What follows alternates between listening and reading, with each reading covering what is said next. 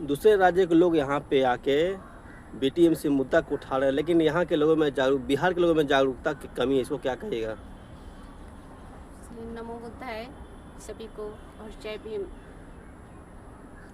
हम अपने बिहार के सभी सम्मानित धर्म प्रेमियों से आग्रह करते हैं, निवेदन करते हैं, बौद्ध भिक्षु होते हुए भी हम उनको ये बताना चाहते हैं कि आप लोग आगे आइए। ये विरासत, ये पाटलिपुत्र, ये अशोका की जन्मभूमि है और हम लोगों को इस तरह से सोना नहीं चाहिए।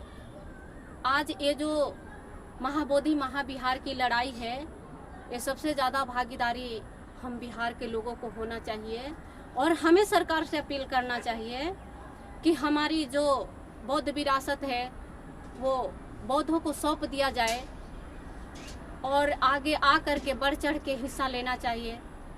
आज जो देख लीजिए, महाराष्ट्र से महिलाएं भर भर गाड़ी आ रही हैं, ट्रेन भर भर के लोग आ रहे हैं, लेकिन बिहार से कोई वहाँ पे प्रतिक्रिया नहीं दिख रही है।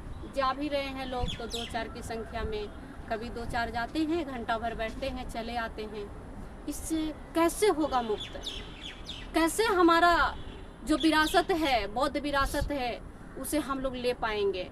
और हम बिहार के लोगों से फिर एक बार निवेदन करना चाहते हैं कि हम लोग एकजुट होएं और महाबोधि महाबिहार के लिए आंदोलित हो।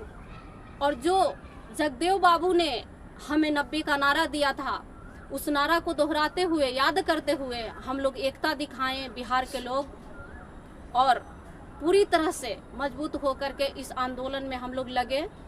और अगर कोई बीच में आकर के जगदेव बाबू को इस नीति को तोड़ने का कोशिश करता है, जाति पाति में बांटने का कोशिश करता है, हम लोग का जिम्मेदारी बनता है कि जहाँ से ये 90 का आवाज़ उठा था, वहाँ आकर कोई फूट डालने का कोशिश करता है, तो हम लोग उसे एक साथ हो करके, उसे लड़ करके नहीं, एक साथ हो करके उसे मुंह तोड़ जवाब देने का कोशिश करें।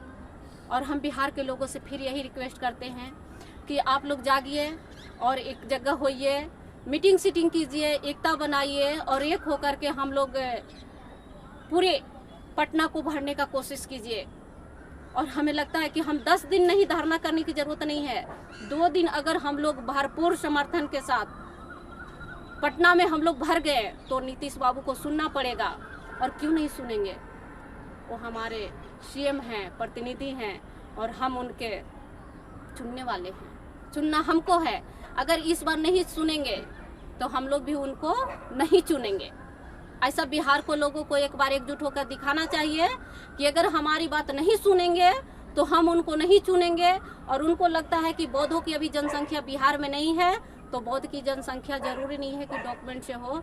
अब सभी लोग जाग गए हैं और धीरे धीरे डॉक्यूमेंट्री भी हम लोग हो जाएंगे। जिस समाज को आप जगाने की बात कर रही हैं, वो कैसा कहा जाता है? यहाँ बिहार की महिला का तो कहा जाता है बौद्ध हम दूसरे धर्म के लोग हैं, हम उसमें कैसे जा सकते हैं? ये हमारे लोग जान नहीं रहे हैं कि ये दूसरे धर्म है। ये दूसरे धर्म नहीं है। कोई भी कहता है कि ये धर्म अलग है, ये भारत से पैदा हुआ धर्म है। ये कोई ईसाई धर्म नहीं है, ये पारसी धर्म नहीं है, ये सिख जैन नहीं है। ये अपना बिहार से पैदा हुआ धर्म है। ये हम धर्म परिवर्तन कराने की बात नहीं कर रहे हैं, ये घर वापसी की बात हो रही है। और हमें जिस धर्म से अनजान कर दिया गया, ये एक तरह से समझिए कि ये धर्म नहीं है। धर्म तो एक ही होता है जो सबके लिए वही लागू होता है। धर्म मेन होता है जो सबके लिए एक समान लागू होता है। ये एक संप्रदाय है जिसे हम कह सकते हैं कि लोग एक तरफ हो रहे हैं, बट रहे हैं, चल रहे हैं, इकट्ठा हो रहे हैं। तो हम लोग बौद्ध धर्म की ओर चलें और अपनी घर वापसी करें और इससे हमारे बिहार को फिर एक सुंदर सा विहार मिलेगा। बिहार नहीं, विहार मिलेगा, जहां लोग निश्चिंत होकर के रह पाएंगे, सुखी रह पाएंगे, शांति से रह पाएंगे, जहां ये भाग दौड़ की ज़िंदगी नहीं होगी, मार धाड़ की ज़िंदगी नहीं होगी, डर की ज़िंदगी नहीं होगी।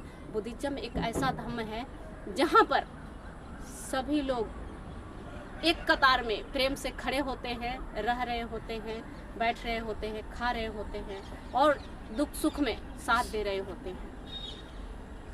तो अपना परिचय दे दीजिए।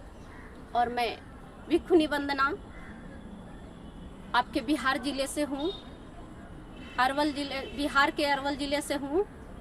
और आप लोगों के लिए मैं हमेशा तत्पर हूँ, जहाँ भी आप लोगों को ज़रूरत हो कि महिलाओं के लिए यहाँ पर आ करके हम उनको कुछ समझा सकें।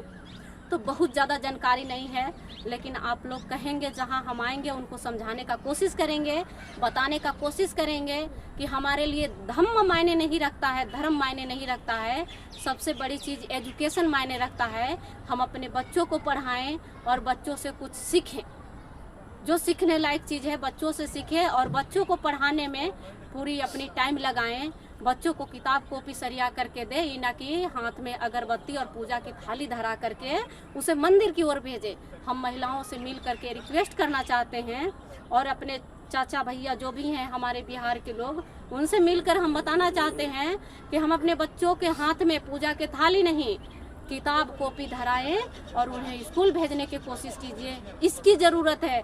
जब हम पढ़ेंगे तो बढ़ेंगे, वरना हम कितनों यज्ञ हवन कर लें तो हम एजुकेटेड नहीं हो सकते हैं, हम अपने जीवन को अच्छे से समझ नहीं सकते हैं। जी, नमो बुद्धाय। ठीक है, धन्यवाद।